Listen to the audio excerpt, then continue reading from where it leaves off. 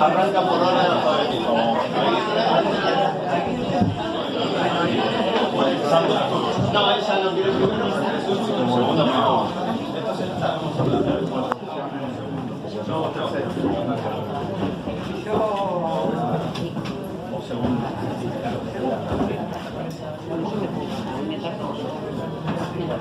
Es 60.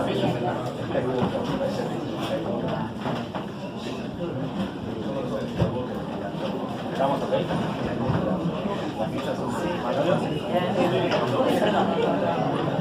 Bueno, hola, buenas noches. Bienvenidos, muchas gracias. En nombre de Editorial Cactus por venir.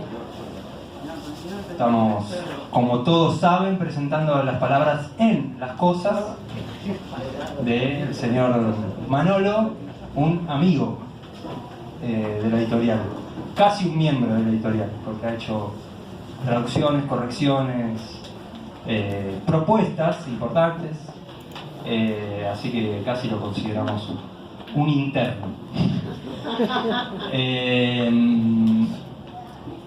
Estamos muy contentos por eso con la edición de este libro, que es un gran libro. No voy a decir demasiado. Hemos tenido con Manuel una relación intensa.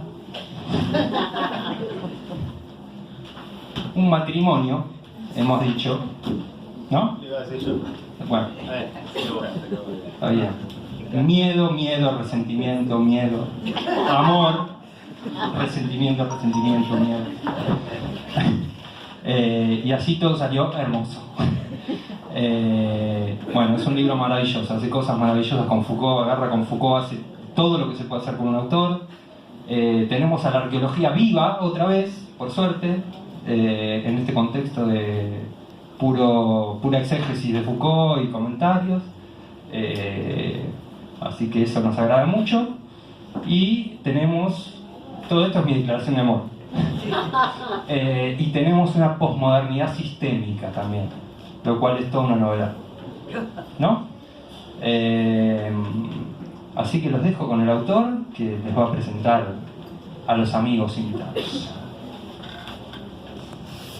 Bueno, ya está, ya la declaración de amor la hiciste. Yo quiero decir que igual que los enfáticos y de odio, lo es igual más o menos.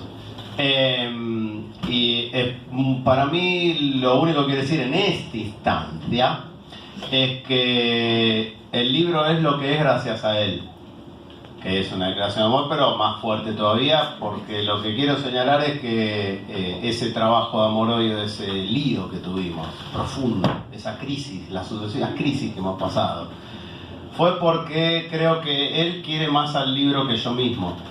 Entonces le supo sacar el mejor jugo de todo lo que tenga de bueno, como digo en las palabras iniciales, y es verdad, muchas de las cosas que tiene bueno el libro son de él y las otras son mías.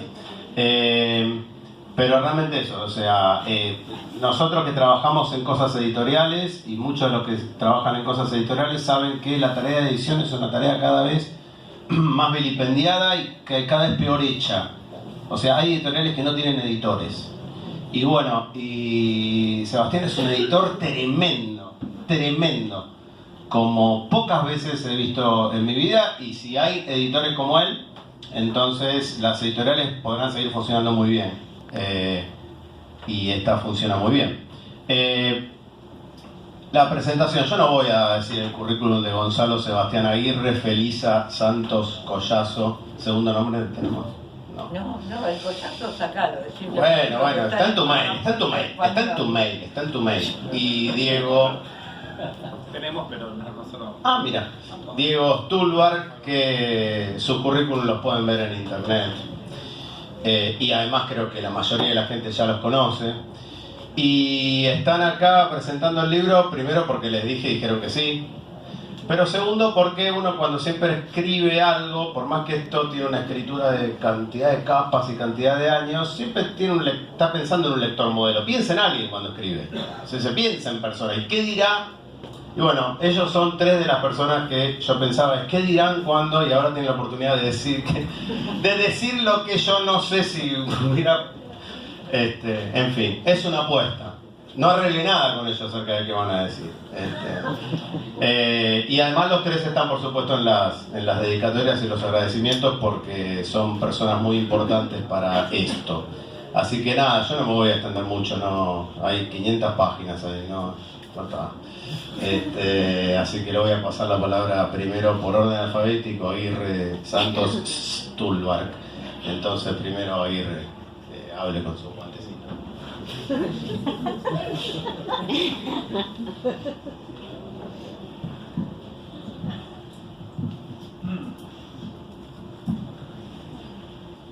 Así no lo tengo que...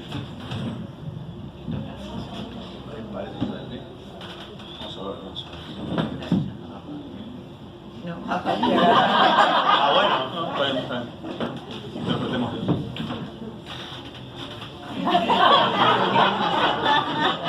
Es que quiere que hable el público. Coros. Medio así. Si puedo, si no, lo suelto, ¿no? Buenas noches. Bueno, estamos por presentar un libro, Las palabras en las cosas, de Manolo, de Pablo Rodríguez. Yo no cabo en mí de alegría. Recién comentaba que me sentía como viniendo al estreno de Casablanca, en el cine, un día sábado.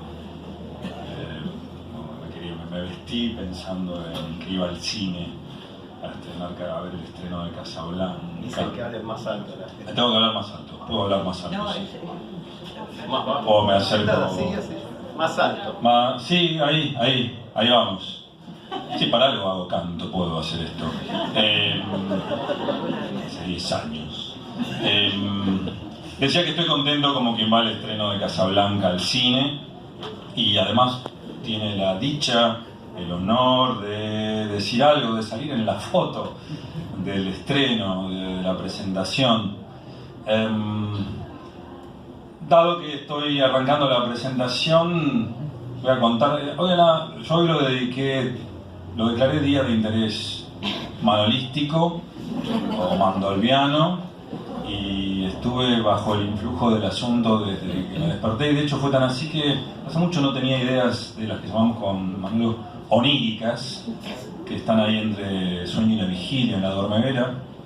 No me lo van a creer, pero bueno, eso mismo lo va a hacer más verosímil. Me levanté pensando en una película, El Especialista. El Especialista, me fui a chequear cuál era la palabra inglesa para la versión Mechanic, The Mechanic, con Stoneham. Es un avión, poca cultura en la saga. Es de un señor que transporta cosas. También hay películas de transportador. Sí, son de esas pelis como las de Byrne, que a mí me gusta porque los tipos saben hacer lo que saben hacer, tienen su especialidad, pero no están especializados.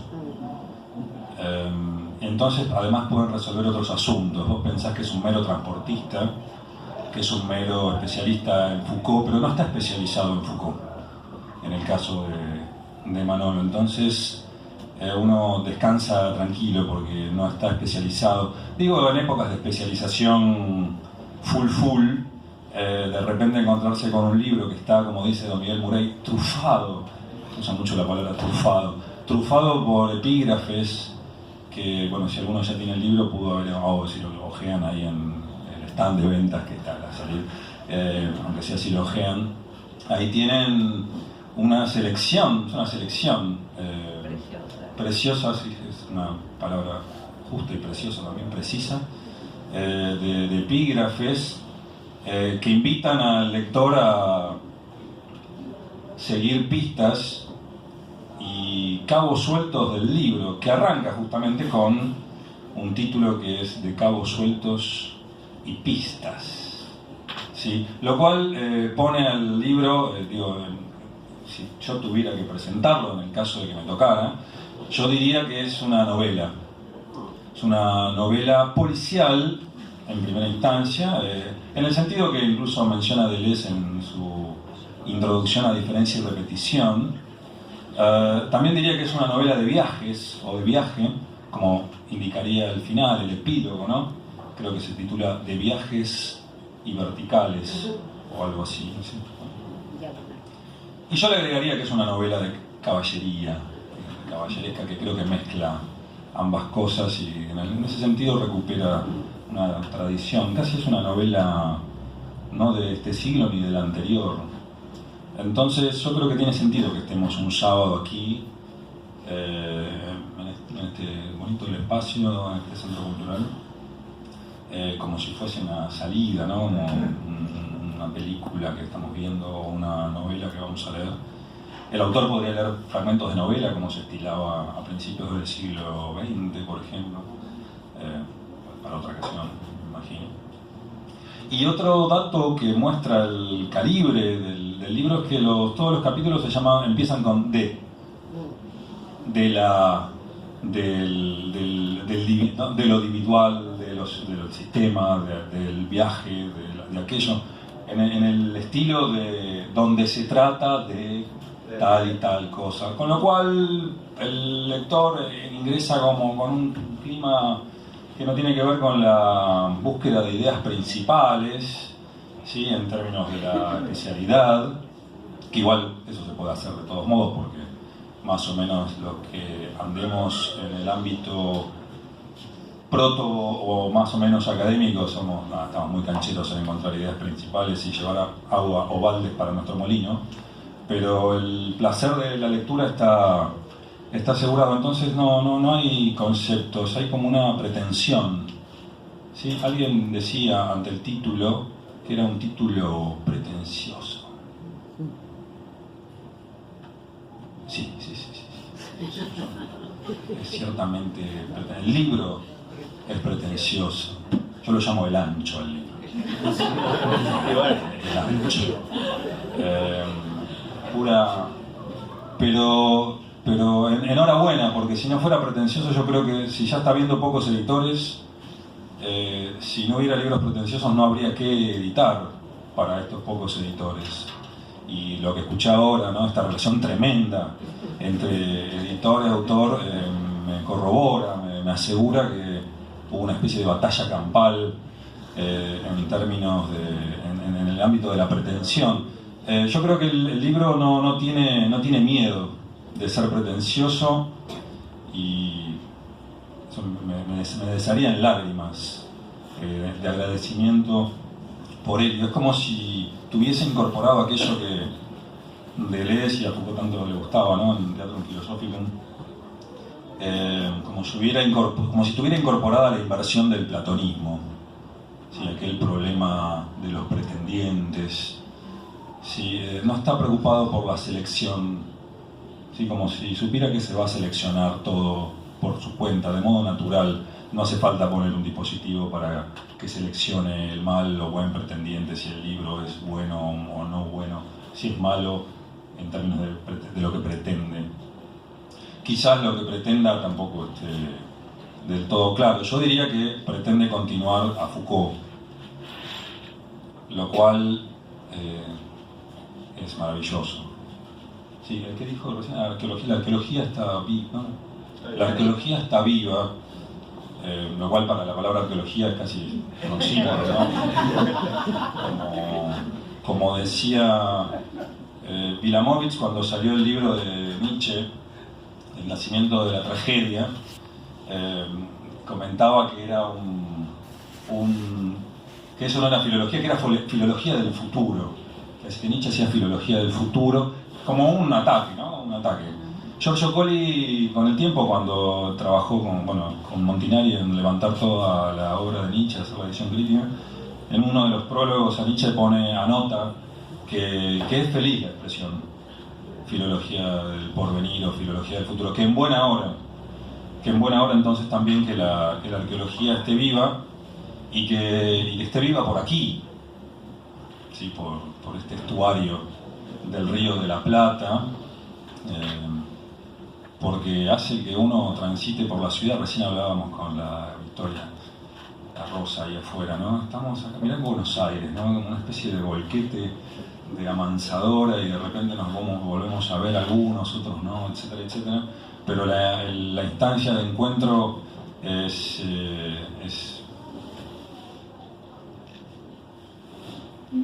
no sé, ya no hace falta irse a París ni a ningún lado. Está todo acá, ¿no? Sabemos que producimos. Así como alguna vez se conquistó la literatura, la fuerza literaria, creo que ahora ya definitivamente, quizás suena grandilocuente o pretencioso, pero bueno, estamos en la presentación. Después, para bajar un cambio hay tiempo, ¿no? A la salida nos tomamos un vino y digo, che, no será mucho, pero bueno, estaba en el escenario, vamos adelante. Y si no es así, bueno, no es así, pero a mí me late que estamos conquistando ya la autonomía del pensamiento, no porque haya un pensamiento argentino, qué sé yo qué, digamos, pero una autonomía que nos permite leernos entre nosotros, intercambiarnos entre nosotros material y poder discutir sobre Foucault sin estar pensando qué corno están escribiendo no sé dónde, o en todo caso sí, pero que vengan a beber de nuestros odres, de nuestras tinajas. En la medida en que el libro efectivamente logra aplicar el método arqueológico, genealógico, hermenéutico de Foucault de modo no escolar, ¿sí? no de modo, ¿cómo se dice? Escolar, de modo cabotaje, ¿no? De las tres partes de Foucault, ¿no? Las tres épocas, sino que lo aplica y lo pone en vida. Lo pone en vida a avatares epistémicos ultra contemporáneos que justo llegan en un momento, que esto también se me vino hoy en el día dedicado a la meditación mandolvística en mi chateau, en mi bungalow. Pero pensé, digo, claro, justo hace como unos 2 años la palabra algoritmo empezó a estar hasta uno no decía algoritmo, o lo decía, pero era como hay gente que de esto sabe y era cuestión de matemáticos, qué sé yo. Incluso todavía hay erratas, no sé si en el libro, pero suele ocurrir que uno pone algoritmo y el bicho del Word te lo pasa a logaritmo. Lo mismo que con performatividad, que te lo pasa a preformatividad. Porque alineación con alineación. Con alineación, sí, donde no tolera ciertas divergencias, movimientos de vocales y de consonantes. Y justo al estar en boga el libro cae, ¿no? Si bien yo sé de corazón que viene esto, que ustedes podrán leer aquí, arrastrando caudal desde hace, yo qué sé, 20 años. Sí, en el epígrafe se notan esos 20 años, en los epígrafes. ¿No? De repente, Paul Valéry, me acuerdo que Manolo, no sé, había un mes que decía Valéry. Hola Manolo, Valéry. Otro que teníamos la temporada Felisberto, ¿no? Donde aparece Felisberto. En el libro sobre Foucault aparece Felisberto Hernández. Sí, aparece Juan Filloy. Digo, para que... Eso es un cabo suelto, digamos. También se pueden meter por ahí, pueden ojear el libro un poco y después seguir los epígrafes. Incluso para ver cómo está hecho un libro. Yo con el tiempo, gracias a Foucault mismo y otros, empecé, antes de leer el libro, ver cómo está armado. En general, cuando el material está hecho como dice ahí el texto al principio, cuando está escrito con rabia, viste que ponías con Foucault escribe con... tiene algo que decir en serio y que, viste, todo el problema de la rosca universitaria y todo eso, bueno, va aparte. Indican cómo está armado.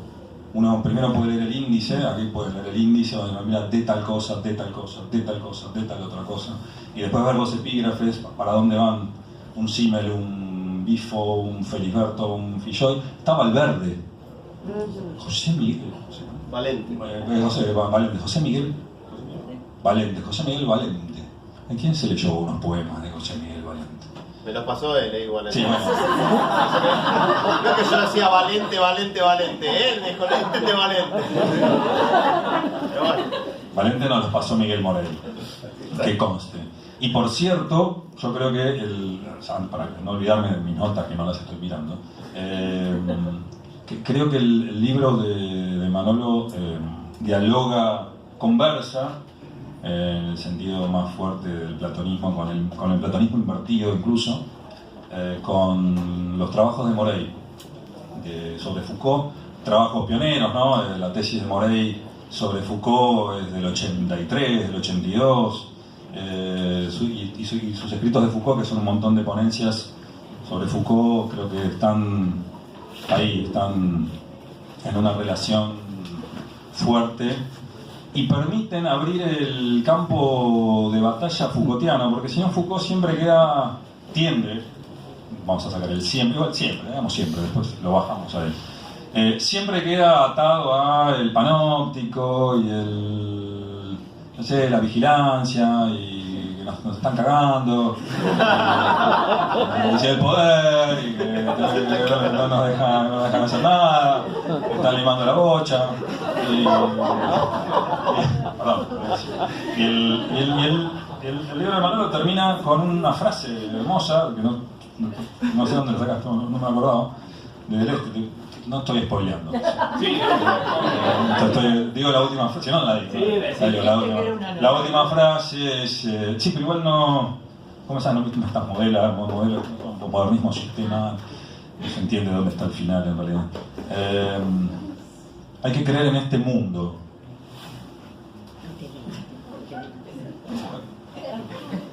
Bueno, pero yo no creo, ¿no? Yo me quedé pensando en mi día de meditación manolística, si yo creía o no creía en este mundo. A mí me late que vi a tipos como Macedonio Fernández, que me parece que también, y no está mencionado Macedonio, o sea que esto sí que puede ser cierto. En general lo que no está mencionado es lo que es... entra dentro de la tradición de la prosa del pensamiento que en el Río de la Plata Macedonio llevó adelante con desparpajo absoluto, sin importarle nada de nada. Bueno, que Kant es un gilipollas. Bueno, a la mierda. Schopenhauer estuvo bien, pero acá se equivocó. Y adelante, sin dar mucha vuelta con el asunto. Creo que en términos de lo que Morey también llama prosa del pensamiento, creo que también se está inaugurando aquí como un género de escritura que el lector, que ustedes aquí presentes podrán detectar en el texto. De repente aparecen frases que son Manolo. Yo ahora me acuerdo una sola, que es la siguiente: Foucault acá da un volantazo. Manolo. Bueno, uno viene leyendo así como casi circunspecto, de repente entró en el asunto, en la novela, Manolo pone, Foucault pega un volantazo. E imaginé lo que supongo ocurrirá en breve, que es alguna traducción al francés, ponele, ¿no?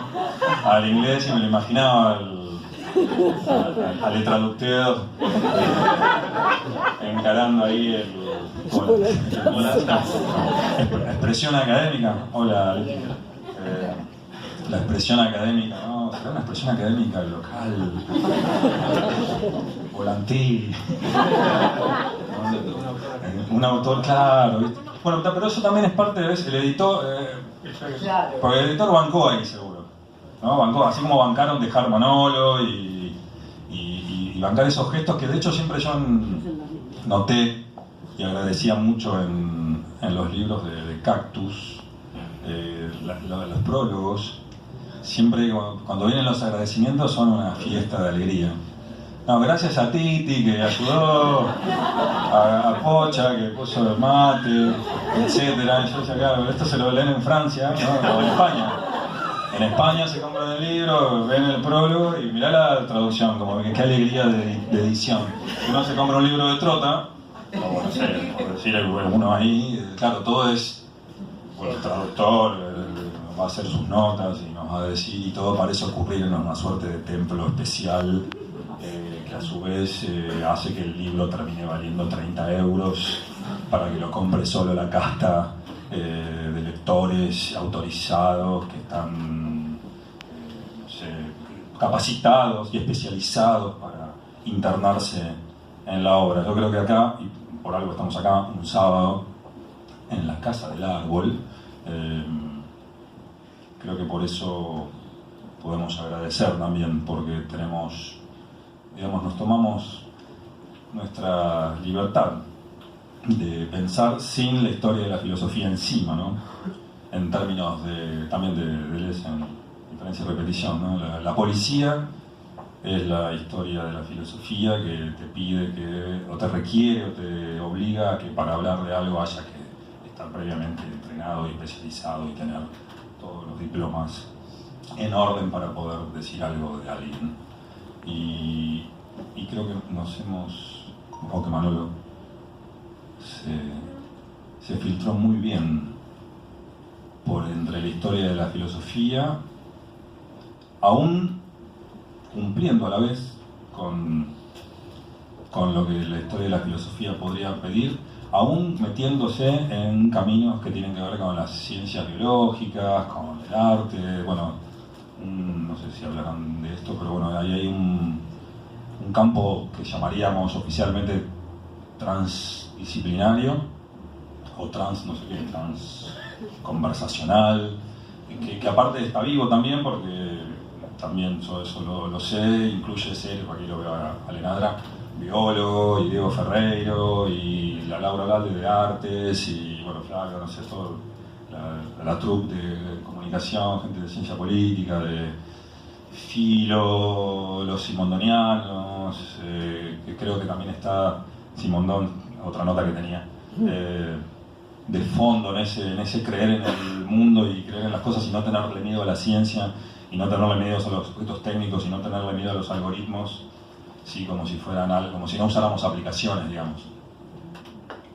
Y a la hora quiero decir que yo me levanté y las notas las tomé, abrí el ordenador y el especialista lo busqué en Google para ver cómo se traducía. Y era Mechanic, muy simondoniano. Véanse esa peli, por Dios. No todo es Tarkovsky. Está bien Tarkovsky, pero cultura popular. Vean, no sé, estoy pensando, no le tengamos miedo a Lady Gaga. Sí, bueno, no le tengamos miedo, estoy por decir cosas terribles. Estoy por decir Arjona. Bueno, creo que hay que ver dónde están los límites.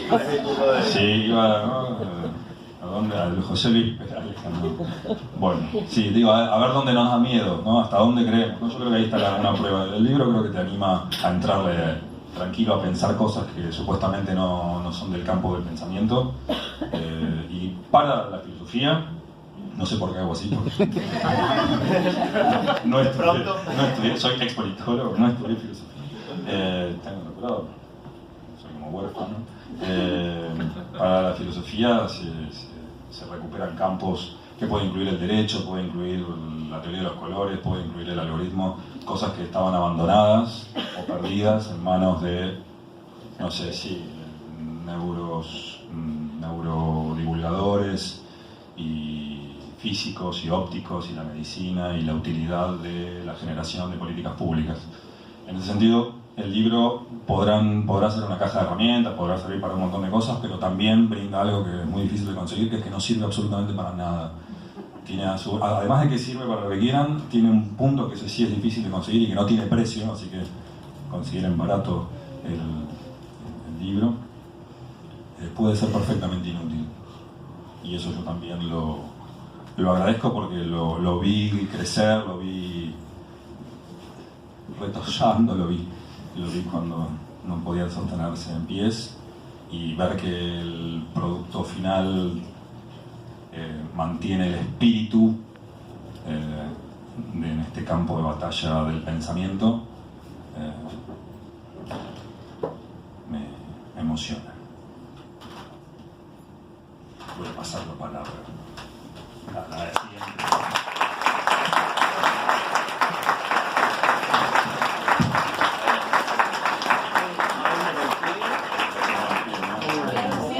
Vamos a la siguiente. No, ¿verdad? No. Es más fácil.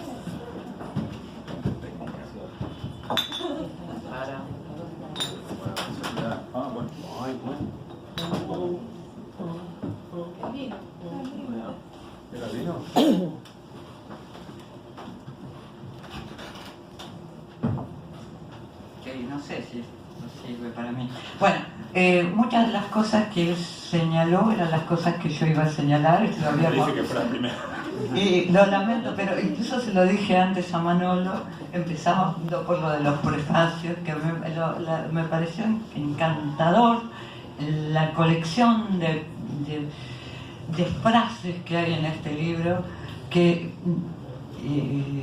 son bellas de por sí, así que vale la pena leerlas, aunque sea separadas del resto del texto, pero que además están ligadas al texto, y eso me pareció todo un hallazgo, además de que reforzaba la idea de que teníamos muchas cosas en común con Manolo, porque la mayoría de la gente que está ahí citada hay gente que me gusta mucho.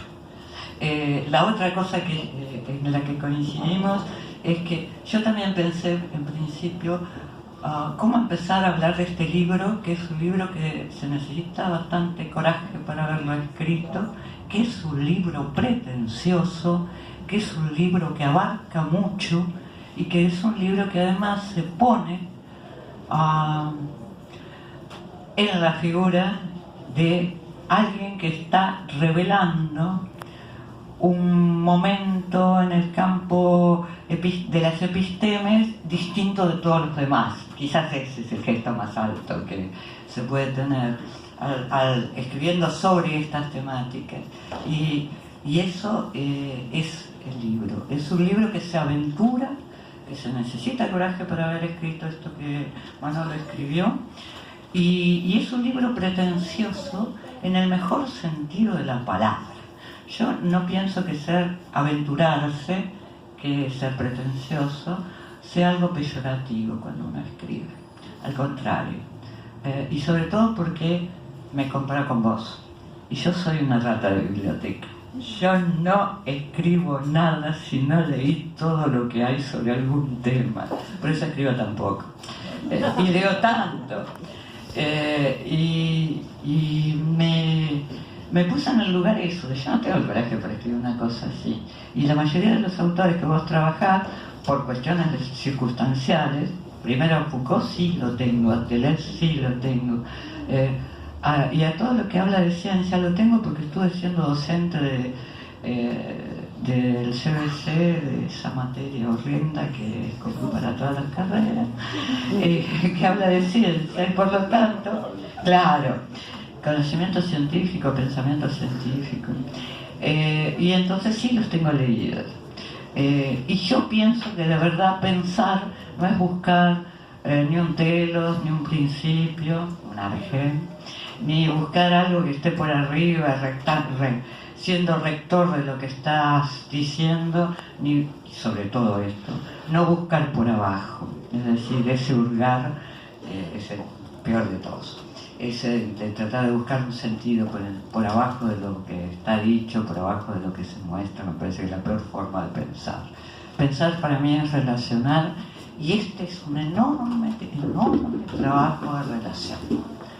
Y de relacionar cosas muy disímiles, porque para poder crear un marco, para poder pensar qué es el saber hoy y qué diferencias tiene el saber que que nos habitan. Con respecto a otros momentos en la historia del saber, Manolo frecuenta territorios imprecisos, en el sentido de que uno puede llegar hasta a dudar de que constituyen un único. Cambiamos el pie. No importa, lo último lo hagamos. Ahí está, lo tengo. No, quiero decir con esto de que la propuesta es dar cuenta de qué está pasando y voy a hablar de la palabra saber, no de la palabra ciencia, porque como todo el mundo sabe, Foucault hace una distinción feliz entre qué es un saber y qué es una ciencia. Y qué saberes, y ya dije recién, qué saberes nos habitan. Los saberes que nos habitan son aquellos que nos permiten tener una tablet en las manos o un celular en la mesa. Y de eso se trata. Puedes cambiar ahora ahí y te liberas la mano.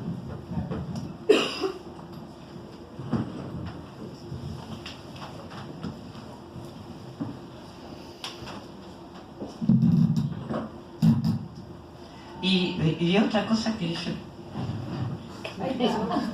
Bueno, y algo que sí yo pensaba, y que un poco charlando recién con Manolo, me dio, no sé si un rechazo a lo que yo iba a proponer o la afirmación de lo que yo iba a proponer.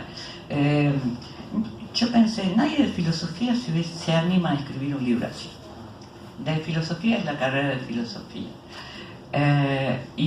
O por lo menos nadie de los que estudiaban filosofía históricamente podría haber escrito un libro así. Yo pensaba, y ahí sí pienso que pasó algo, y pasó algo en otra facultad que no fue la Facultad de Filosofía y que fue la Facultad de Ciencias Sociales, y sobre todo en la carrera de comunicación. La carrera de comunicación se ha hecho algo, ha sido derribar las vallas, o si ustedes quieren, las fronteras de las disciplinas. Como carrera aluvional que fue, y sigue siendo, es un entramado, y no sé si tanto entramado como juego de estratos de distintos saberes que vienen de distintos lugares, y eso le ha permitido a la carrera tener una apertura con respecto a eso de andar vigilando las fronteras para ver qué está bien y qué está mal, que en otras disciplinas no ha pasado. Me alegra muchísimo que Manolo haya dado seminarios de grado y de posgrado en filo, porque yo soy de ahí. Y creo que esa especie de bocanada de aire fresco que significa hacer las cosas de una manera distinta es importante para todas las formas de poder pensar. Y en ese sentido me parece que es un aporte, si se quiere, desde una periferia. Yo me acuerdo cuando alguien de la facultad me dijo: ¿cómo vas a ir a trabajar en comunicación? Como si eso fuera de quinta con respecto a un saber privilegiado que era el nuestro, claro. Y eso para mí es importante, que alguien como Manolo, que está formado en una carrera que en ese sentido sí estoy absolutamente cierta de que ha permitido algo que vos también señalaste, que es desandar. En algunas cosas el libro es absolutamente inactual. Y no dije anacrónico, dije inactual. Y es inactual porque no focaliza. Lo que nos están pidiendo cada vez que levantamos a un alumno para que pueda tener una beca, cada vez que dirigimos un proyecto, en este momento es que focalice, que focalicemos, que hagamos que el alumno focalice. En vez de focalizar, Manolo se abre a cualquier forma de pensar posible y con eso arma pensamiento. A mí eso me seduce entrañablemente, esa idea de que uno elige la manera en que piensa, y por supuesto entonces la manera en que escribe. La otra cosa que el libro tiene interesante para mí es trabajar sobre un momento de Foucault que la mayoría de la gente hoy no trabaja. De hecho, sobre el libro de Philippe, que habla de las palabras y las cosas, no hay demasiado escrito sobre la arqueología. La arqueología está un problema, y yo creo que él la saca de Kant y no de Freud, como por ahí dicen, y todo eso, que sabemos lo que leímos algunas cosas al respecto. Pero a mí me parece que alguna vez Tomás Abraham me preguntó cuál libro de Foucault me gustaba más, y yo dije La arqueología del saber, para su gran horror, porque a Tomás le pareció un libro horrible. Y a mí me gusta de la arqueología, primero la vocación filosófica, la arqueología es filosofía. Y lo cual no quiere decir que a mí no me guste también un Foucault que desanda la filosofía y en algún momento comete el mayor de los pecados, que es hablar desde la historia. Para un filósofo ese es el mayor de los pecados.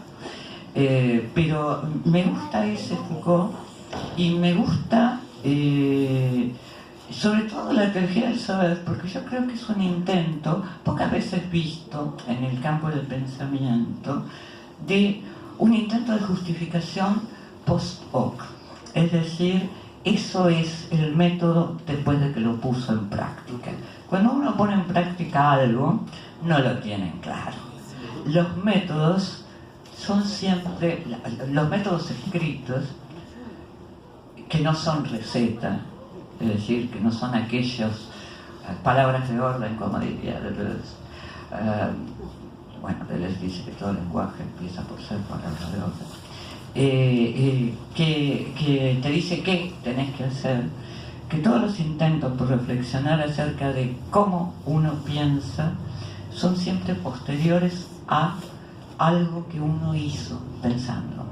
Y es por eso que de alguna manera me parece que hay algo de ese Foucault de la arqueología en ese otro pequeñito escrito que también es post hoc, que es el libro de Agamben sobre el método. Nos guste o no, yo puedo estar absolutamente en contra de lo que propone como método, sin embargo es un intento de reflexionar acerca de cómo se trabajó. Y a mí eso me parece importante. Y ese Foucault de la arqueología, que quizás ahora yo creo que vuelve, y vuelve en nombre de otro. Es decir, el tema del futuro con Foucault no va a ser la biopolítica, va a ser Foucault y Kant. Y ya desde hace un tiempo hay gente que está trabajando en eso, y es el primer Foucault. Eso que llamamos el primer Foucault, que es una cosa borrosa. Foucault alguna vez fue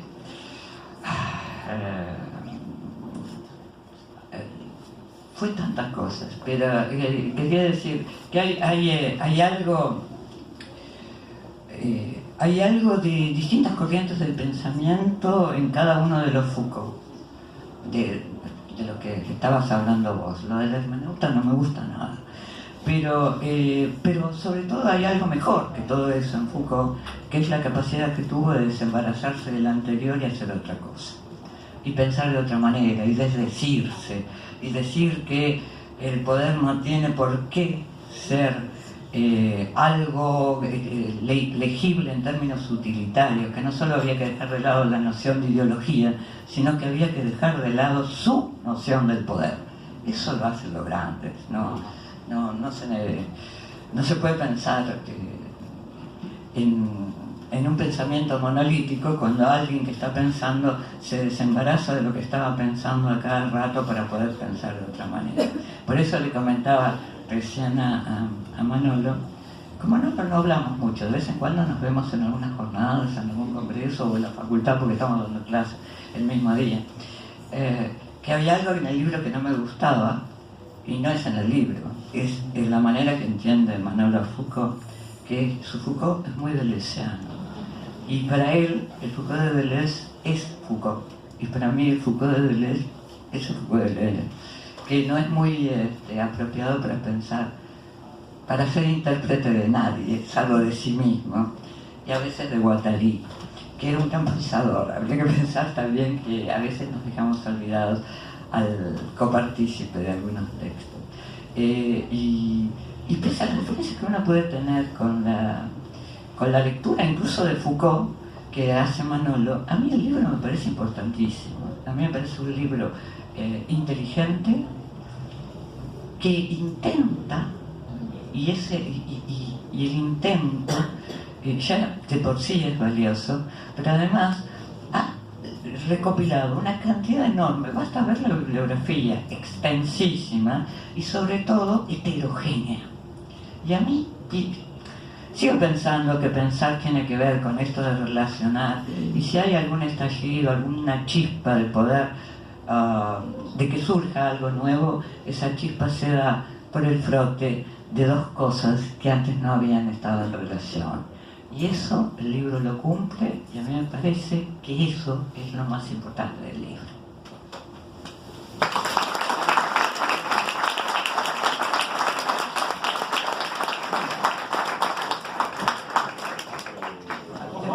Tenemos este también.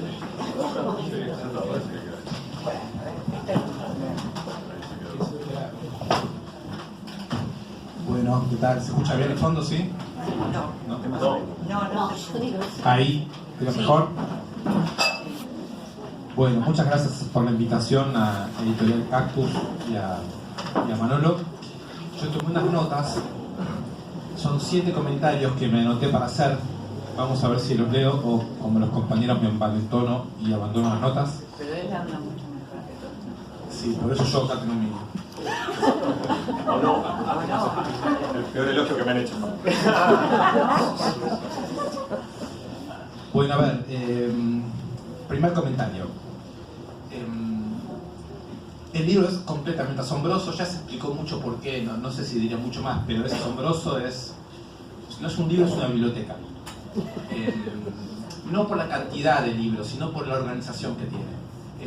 Uno no termina de abrir saberes, y yo me preguntaba cuando estaba entrando acá, vi que así como es excesivo el libro, es excesivo también la cantidad de personas interesadas. Me preguntaba, ¿no se escucha? Sí, sí, dale. Sacaste del pie. ¿Qué problema? ¿Ahí va mejor?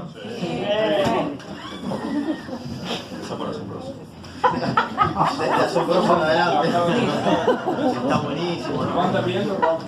Bueno, decía que el libro me parece un libro asombroso por muchas cosas que ya se dijeron, por lo excesivo en el sentido de la cantidad de temas, de la cantidad de relaciones, de la cantidad de saberes, pero también me parece excesiva la cantidad de personas interesadas que veo, en el sentido de la sorpresa que me da de que seamos tantos los que estemos interesados en leer algo que es desmesurado, difícil. De hecho, estuve 10 días metido en el libro, intentando, a ver cómo decirlo, ¿qué tengo que ver yo con la historia de la cibernética? Nada, y sin embargo no podía despegarme y me preguntaba por qué Manolo, con quien hemos charlado tantas veces, quiere que yo lea esto.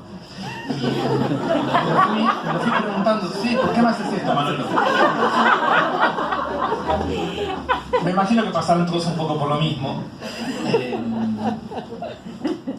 pero confiaba bastante en que la conversación con Manolo estaba ahí metida, y creo que esta mañana, cuando no sabía bien cómo asumir la presentación, algo se me organizó. Entonces, lo primero a decir es eso, que el libro es asombroso, por todas las razones que se dijeron. La que más me gusta a mí de todas es un poco la que se dijo, manotear el archivo europeo, sería la fórmula que se me ocurre, manotearlo, usarlo ya directamente. Creo que recién Gonzalo lo decía, ¿no? Ya no hace falta estar en París, estamos acá, somos muchos los que somos conscientes de que tenemos preguntas, problemas y ganas de hacer cosas, entonces que acá se investiga, que acá se discute, que acá se buscan relaciones entre los textos y las cosas, entre las palabras y las cosas, que acá se encuentran las palabras en las cosas. Bueno, eso es maravillosa como situación de conversación compartida. Así que eso, bueno, decirlo de vuelta, es una biblioteca asombrosa. Después, sobre el título. Es un título, no sé, como muy expresivo, muy preciso, ¿no? O sea, las palabras en las cosas. O sea, Manolo encuentra, no sé siguiendo exactamente qué autores, porque no recuerdo ahora todo el apoyo textual, pero encuentra que las palabras están en las cosas, y eso tiene unas consecuencias brutales para quien empieza a leer el texto porque hasta cierto momento estábamos conscientes de que las palabras pertenecían a las personas que tenían ciertos objetivos, propósitos, estrategias, pero que la comunicación, el orden, está en las cosas. Para Manolo quiere decir, según entendí, que lo humano como tal es un punto de vista relativo, no dominante. No es necesariamente las palabras están en las personas que hablan, hay una comunicación, hay una organización en las cosas mismas, cosa que me parece que nos mete una serie de problemas que Manolo fue abriendo con mucha conciencia de que estaba planteando problemas de muy difícil solución, y en el libro se va abriendo y se va abriendo y se va abriendo la idea de que la vida, el cuerpo, el individuo, las personas no somos más el lugar principal, digamos, el sujeto principal del pensamiento, ni de la posibilidad de resolver muchas de las preguntas que nos hacemos. No sé si decirlo así logro transmitir el tipo de inquietud que yo tuve cuando iba enterándome de que las personas y el lenguaje, tal como solemos entenderlos, no somos exactamente la esfera en que transcurre la historia y en que se intentan resolver los problemas que nos planteamos. Pero después dice: saber, poder y subjetivación. Uno ya sabe, ¿no? Leyendo las clases de Deleuze que Cactus editó, que son los 3 momentos en que se suele periodizar el pensamiento de Foucault, ¿no? Saber, poder y subjetivación, pero atención, entre algoritmos y biomoléculas. Es decir, intento resumir un poco más el impacto que tuve cuando leí el texto. Hay unas moléculas o unas biomoléculas, en el libro se explica qué significa eso. Hay unas biomoléculas que tienen algo así como un tipo de capacidad de discernir, una especie de inteligencia, una capacidad de selección, que además son traducibles en unidades de información. Es decir, que esas moléculas dan lugar a una conversación, dan lugar a un mecanismo, dan lugar incluso a una forma de gobierno, que es algorítmico. Sobramos, trabajan las moléculas, se comunican informacionalmente, hay unas máquinas que se encargan de resolver un poco todo eso, y el algoritmo es la lógica o la instrucción respecto de la cual se organiza un conjunto de sistemas, y nosotros somos lectores de Manolo. Es decir, a leer y enterarse de que hay un inframundo en el que un poco ocurre todo. Es gracioso, pero es inquietante, por lo menos para los que, como yo, nos enteramos un poco de todo esto leyendo el Manolo. No nos especializamos en esto, solemos hablar de política, y en un momento leo una frase, página 45 del libro, que dice: en todo esto hay un regalo para la teoría política contemporánea. Acá hay un regalo para la teoría política contemporánea. No estoy seguro si Manolo llega a decir cuál es ese regalo, pero en eso estuve pensando estos días, ¿no? ¿Qué nos está diciendo todo este mundo que en principio lo que hace es destituir cada una de las premisas y condiciones sobre las cuales se puede pensar una política contemporánea? En realidad revisa la contemporaneidad y vuelve la pregunta de ¿qué significa hacer política en épocas de biomoléculas, algoritmos, etcétera? Yo no vi una novela, pero me convence que es una novela. Yo vi una serie como la de Netflix, una serie tipo disutópica, digamos, ¿no? Pero que tiene una originalidad, 2 originalidades que me gustan mucho. La primera es, lo dijo Gonzalo también, ¿no? No hay ni fobia ni fetichización de la técnica. En un libro como este encontrarse eso relaja, ¿no? O sea, la ciencia no es ni algo de lo que huir, ni es algo que fetichizar, pero es algo que ocurre. Y es algo, digámoslo así, como se decía, el lenguaje fuera de ahí no hay mucho que hacer, ¿no? Estamos adentro. Esa serie tiene otra originalidad, que es lo que yo creo que puede ser el regalo para la teoría política contemporánea. Tiene un tipo de estructura que yo creo que, no estoy seguro de lo que voy a decir, tiene más que ver con mis conversaciones con Manolo que lo que Manolo termina de afirmar. Tiene la misma estructura que un libro que en su momento Manolo leyó, que cita y que es... le encontré un cierto parecido en la estructura narrativa, que es el libro Imperio, de Hart y Negri.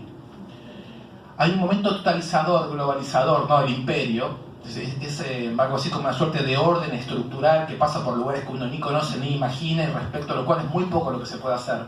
Pero hay otro momento, aquí específicamente, aquí encontraría el regalo a la teoría política contemporánea, en que aparece un efecto de apertura, aparece un efecto de contingencia.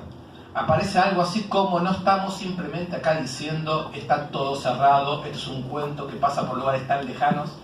Aparece algo así como la posibilidad de una suerte de historia, pero solo para no nostálgicos, solo para quienes no tengan nostalgia, solo para quienes se animen a mirar de frente la cara del monstruo. Solo para quienes se animen a pensar que estamos hechos un poco en este territorio que Manolo va describiendo en larguísimas páginas muy interesantes y muy aclaratorias sobre qué es lo biopolítico, qué es gubernamentalidad, qué es sociedad de control, qué es epistemología posmoderna. En ese sentido, la organización conceptual es muy útil, muy útil. Es un libro que si uno dice lo dejo para el verano, lo dejo para más adelante, también diría no lo dejaría tanto. Es un libro para tenerlo a mano, porque va aclarando una cantidad de conceptos que sirven para pensar una cantidad de cuestiones contemporáneas con un rigor que hacía falta tenerlo a mano.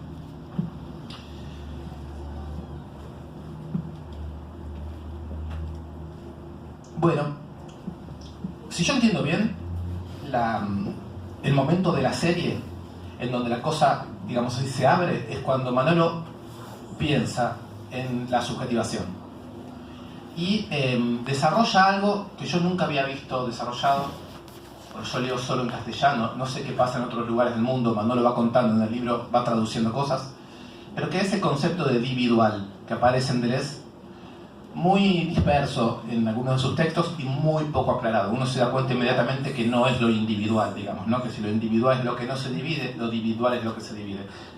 Pero creo que Manolo hace un desarrollo de lo individual en términos de subjetivación que me parece, lo diría de esta manera, y a ver si Manolo tiene algo que decir hoy o algún día sobre esto.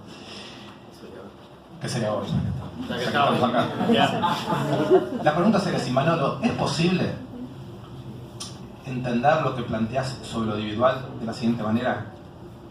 En términos de una infrahumanidad, en términos de una no humanidad, vital pero también maquínica, en términos de unas biomoléculas y de unas unidades informativas, en las que lo humano se dispersa, en las que, como decís, lo humano se disemina. Se puede pensar que lo individual es el campo en donde esa diseminación no solo se dispersa, sino que también se reagrupa, y que la reagrupación viene a nombrar algo de lo que llamaríamos hoy el dato básico de la política contemporánea, que es cómo se reagrupa el lenguaje, cómo se reagrupan las luchas, cómo se reagrupa la composición social, cómo se reagrupan las composiciones de clase. Por detrás de lo que me permite a mí hacer esta pregunta en el texto de Manolo es la presencia de una corriente de pensamiento que es la autonomía post-operaria italiana, que fue un poco nombrada con Hart y Negri recién en Imperio, pero no solo, hay una cantidad de autores que Manolo va nombrando, y todos ellos están situados en el nexo que creo que molestaba un poco, pero que está presente, que es en el nexo entre Foucault y, a través de Deleuze, con Marx. Hay un Foucault-Marx. Cactus acaba de publicar hace un tiempito un libro de Tony Negri que se llama exactamente así, ¿no? Marx y Foucault. Y el diálogo es muy interesante, digamos, se podría decir, Manolo agrega las condiciones y actualiza algo de lectura de ese texto de Negri, y hay una fórmula que es muy parecida. Marx es la determinación, Foucault es la subjetivación. ¿Qué significa Marx es la determinación? Significa que seguimos pensando dentro del capitalismo y seguimos también pensando en términos de producción, consumo, circulación. Eso ocurre en el libro de Manolo. Pero también se piensa el biocapital. Y también se cuestiona la ley del valor, porque en términos de biocapital y moléculas que producen, ¿cómo se lee la plusvalía? Preguntas así se hizo un pensador argentino importante, Pablo Levin, que escribió un libro, El Capital Tecnológico, que piensa la plusvalía como efecto de la organización de la innovación como tal. Son preguntas estratégicas, importantísimas, que ligan la cuestión epistémica con el problema de la explotación. Marx con Foucault, porque en Foucault entonces está el problema de cómo se reagruparía, según yo entiendo Manolo, cómo se reagruparía ese individual en términos de las luchas del presente, o cómo se abre esa historia, o en términos del regalo para la ciencia política contemporánea, lo que Maquiavelo pensó desde el comienzo. En el centro está lo aleatorio. No solamente en el centro está la fortuna o en el centro está lo aleatorio, sino que aquello que permite hacer la crítica de las trascendencias es lo mismo que abre la praxis, es lo mismo que hace de la praxis algo abierto. Y ahí me parece que está el interesantísimo desafío que hace Manolo, que es dónde se encuentra una praxis abierta en el contexto que se está describiendo. Algo más que creo que Manolo toma muy bien, con una cita de Romano Alquati, bastante insistente, que es que el papel de la investigación, de las formas concretas, ¿no? La autonomía italiana en sus orígenes investigaba la fábrica.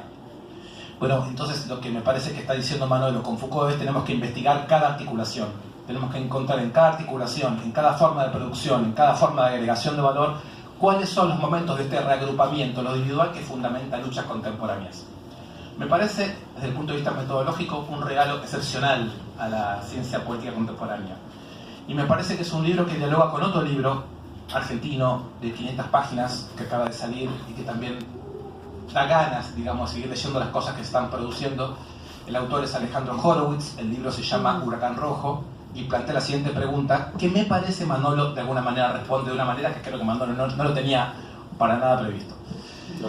La pregunta de Horowitz es, está bueno, pero ¿qué es lo interesante también de un libro, de estos libros tan monumentales y tan fundamentales, que están posibilitando conversaciones según el problema que uno enfoque, ¿no? Horowitz hace más o menos el siguiente trabajo. Se plantea a partir del archivo de la Revolución Francesa y de la Revolución Rusa la siguiente pregunta. Si la idea de igualdad no existe naturalmente ni existió nunca naturalmente, sino que es efecto de luchas sociales y políticas históricas llamadas revoluciones.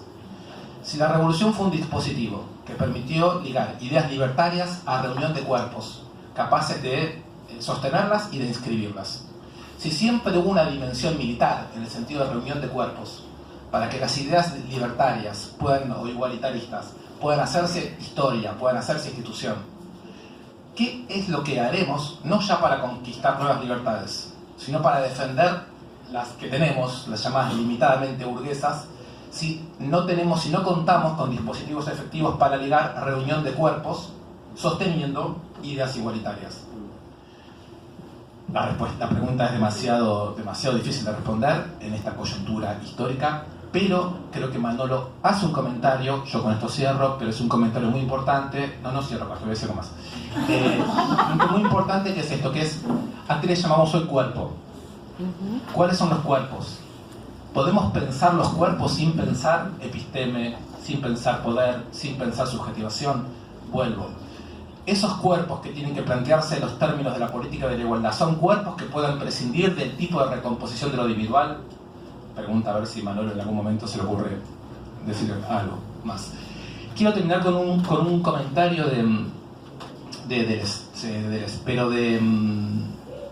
Imagen Tiempo, del libro sobre cine, el segundo libro sobre el cine.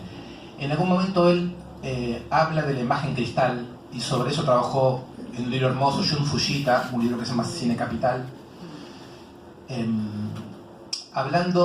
diciendo lo siguiente: la imagen cristal es la imagen que ya no se liga como imagen actual con otras imágenes actuales. Es la imagen que se sustrae de su relación actual con otras imágenes actuales y entra en una relación particular con una imagen que se llama imagen virtual. Hace una imagen doble o pliegue entre imagen actual e imagen virtual. Es una imagen doble, es una imagen que cristaliza. Ya no está más en una relación orgánica con otros actuales, sino en una relación cristalina con su virtual. Fujita dice, una imagen actual que es capaz de mirar su doble virtual es el momento deleuziano en el cual la potencia puede ser vista. Pero la potencia como actual, no la potencia puesta a trabajar, no la potencia actualizada, la potencia como tal. Se puede leer este libro como una imagen cristal. Es un intento, creo, en esta idea de recomposición de lo individual, de ver qué somos, no cuando trabajamos, sino cuando podemos ver de qué somos capaces en estas condiciones, sin nostalgia. Creo que eso es un regalo de Manolo, no a la ciencia política contemporánea, sino a nosotros que estamos acá y sus lectores. Así que yo agradecidísimo con el libro y con la invitación de Manolo.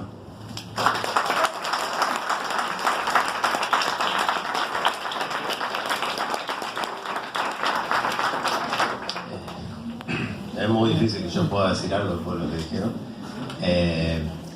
Voy a tratar de ser breve porque hay mucha gente parada y hace frío. Siempre el que habla último tiene que tener en cuenta las condiciones del auditorio, ¿sí, Leti? Entonces, acá el asunto es este. El regalo era el regalo de Foucault, la cita era en la página 46. Y venía el chiste porque Foucault estaba haciendo un chiste. El chiste de Foucault decía, bueno, y entonces la soberanía disciplina viene por acá, listo, el paquete está atado y bien atado. Y entonces digo, en realidad Foucault acaba de abrir un nuevo paquete que quién sabe podría constituir un regalo. ¿Sí? Porque la idea del paquete, yo decía, bueno, a ver, yo lo abro Foucault Digo, para que no le quede la idea de que yo estoy diciendo que esto es un regalo. Eso lo dicen ustedes, y lo dijo él. Sí, es cierto obviamente que yo no voy a decir que no, el libro es ambicioso, efectivamente, y yo me hago cargo de la ambición. Y algo que comentaba con Flavia, y que ustedes también de alguna manera lo dijeron, hay que dejarse de joder con el colonialismo cultural, de pensar que para decir algo tiene que ser en francés, en el caso de la ciencia social y la humanidad, en el caso de la ciencia física y biológica tiene que ser en inglés. Dejémonos de joder.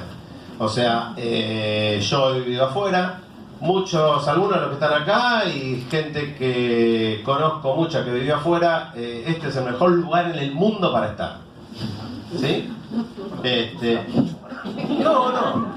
Pero si dicen que el libro es ambicioso y pretencioso y qué sé yo, nada. Entonces, en ese sentido, este libro es un acto, quizás fallido, pero acto de afirmación. ¿Sí? En el sentido nietzscheano. Y me la banco.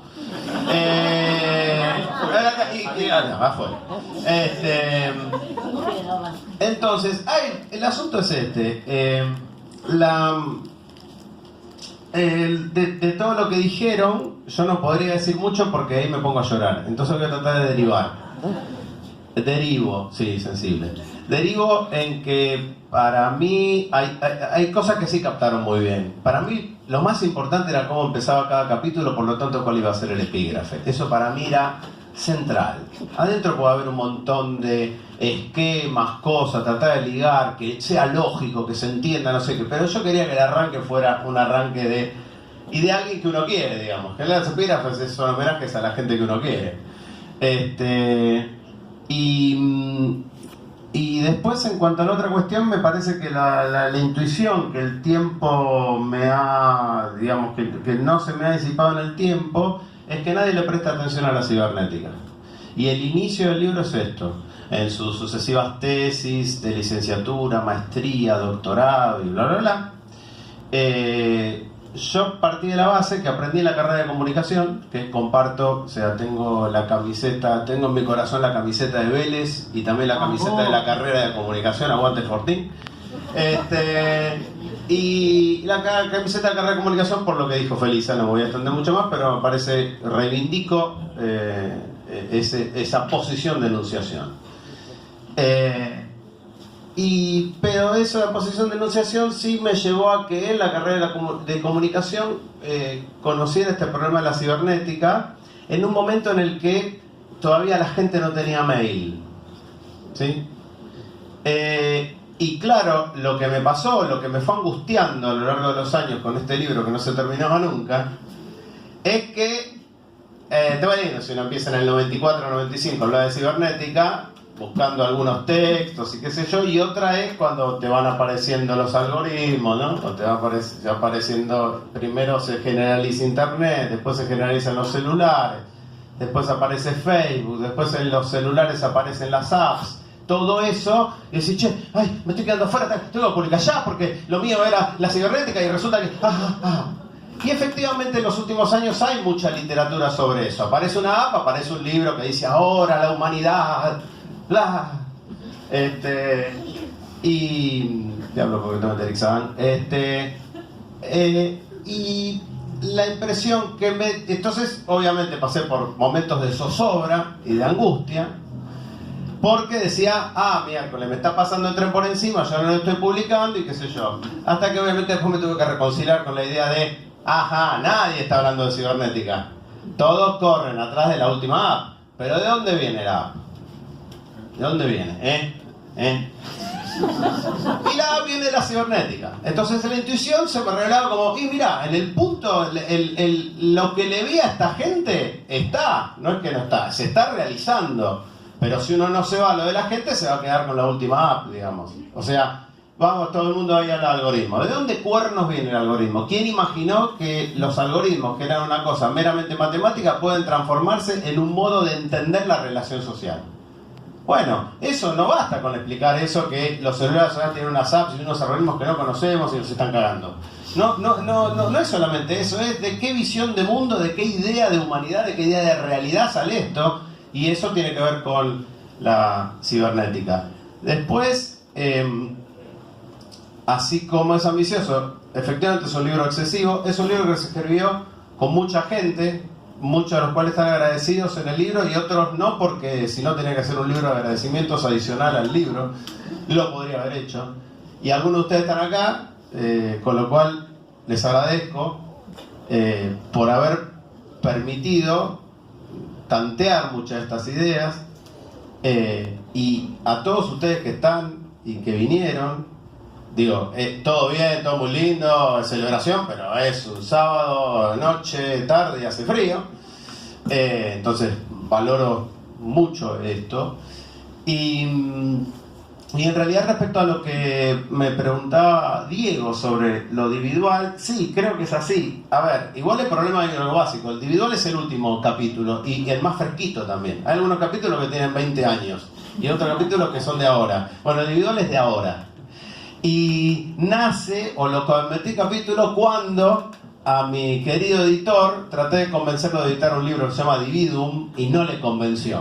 Hasta que en un momento él me dijo: Manolo, ¿sabes qué? Lo que vos ves de lindo ese libro, escribirlo en el tuyo, porque esto no da para libro, o más o menos dijiste algo así. Entonces, a partir de eso, a mi querido editor le dedico especialmente el capítulo 11 de lo individual, que además él es particularmente responsable de lo bueno que haya de ese capítulo, porque había un montón de cosas que eran un desastre si no hubieran pasado por su mano. Y tiene que ver con esto, es embrionario, digamos, como si, bueno, qué sé yo, hay cosas sobre las cuales me siento seguro. Las cosas que digo sobre hermética estoy seguro, porque estuve 20 años leyendo todos los días sobre eso. Entonces esa es difícil que me la puedan discutir. Ahora, la cuestión de lo individual es algo que efectivamente tiene que ver con que estamos empezando a dejar de ser lo que creíamos que éramos. O ya lo dejamos de ser, pero no lo sabemos. La idea de lo individual, que es una idea que efectivamente no está está tirada por Deleuze en algunos lugares, pero no está muy desarrollada. Yo pensé que estaba muy bien planteada en el libro de Rauni, pero bueno, y que tiene que ver con y que es una crisis filosófica, porque el problema es el problema de la individuación, ¿sí? Dijo, problema de un amigo que no quedó tan presente en el libro, que es Don Gilberto Simondon. Quedó en el libro, pero no con el protagonista que tiene Foucault. Yo estoy pasando de un amor a otro, tengo que confesarles. Y entonces esta cuestión de lo individual tiene que ver justamente con el abandono de la unidad acerca de, como lo quieran, persona, cuerpo, sujeto, individuo. Y efectivamente eso tiene que ver con los algoritmos y las biomoléculas. Tiene que ver con que el modo de subjetivación es un modo de subjetivación que no está completamente comprendido en actos que llamaríamos humanos, y por humanos entendemos actos que están desprovistos de hechos técnicos y desprovistos de hechos biológicos. Quizás esta situación nos sirve para comprender que esa idea de que estamos desprovistos de eso, que esa idea de que lo humano era una categoría que estaba aparte de todo, eso ya caducó, ya terminó. Pero por lo tanto eso redobla la apuesta acerca del pensamiento crítico. ¿Qué tenemos que hacer con esto? O sea, realmente los modos de subjetivación están no solo atravesados, están mediados y se están armando mediante los algoritmos, y asumiendo que efectivamente los fenómenos biológicos no son fenómenos, ¿sí? Son fenómenos, como vivientes son fenómenos humanos. Si son fenómenos humanos, entonces lo humano no es algo que se divida de lo biológico ni de lo técnico. Entonces la idea fue un poquitito trabajar eso, y efectivamente hay zonas del libro que están más consolidadas y zonas que están más, pero creo que es así. Y creo efectivamente que también una de las cosas que yo quería como que quedaran claras es que para mí es muy importante la lectura autonomista. Me parece una lectura muy acertada, que fue injustamente golpeada por un montón de gente de izquierda muy tonta. Entonces, lo que quiero decir con esto es que los tipos se están animando a pensar esto, cómo cuerno funcionan las relaciones de poder, teniendo a Marx y a Foucault en la cabeza, en un mundo donde no podés decir que existe lo humano. No podés decir humano. Sigue hablando de Marx, sigue hablando de Foucault, sigue hablando de quien quieras, no podés decir humano. Hombre ya sabemos que no se puede decir porque el patriarcado, pero digo, no se puede decir humano. Está prohibido. Decís humano y suena ti, no se puede seguir hablando. ¿Eh? Ahí está. Dejemos 2 años de hablar de lo humano. Entonces, la idea es justamente decirles con toda humildad, digamos, justamente sobre a personajes para mí centrales como Pablo Virno, es, che, sí, eso que está pasando es porque viene del lado cibernético, porque hay que chequearle la procedencia epistémica. Hay una procedencia epistémica, hay una operación epistémica. No se entiende esto si no miramos de qué manera se constituyeron los saberes de la comunicación, la información, la organización, el sistema.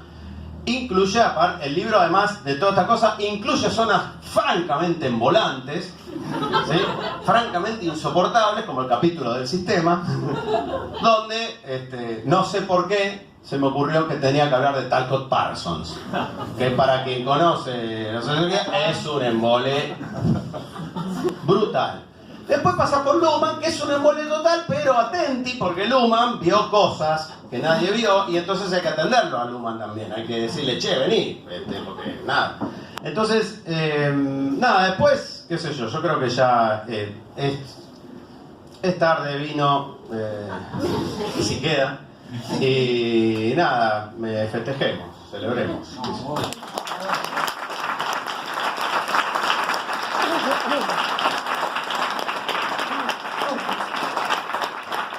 Bueno, muchas gracias a todos y todas por venir. Simplemente para cerrar, contarles que todavía hay vino, que es lo importante, y que les pedimos que rescaten los vasitos que tengan, porque estamos con poquitos, para seguir.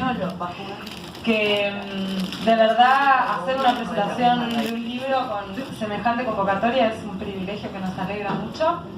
También poder seguir contando con los amigos y amigas que son aliados, también privilegiados de cualquier proyecto, y que nos enorgullece mucho poder seguir haciéndolo así, de esta manera y con estos amigos, de verdad.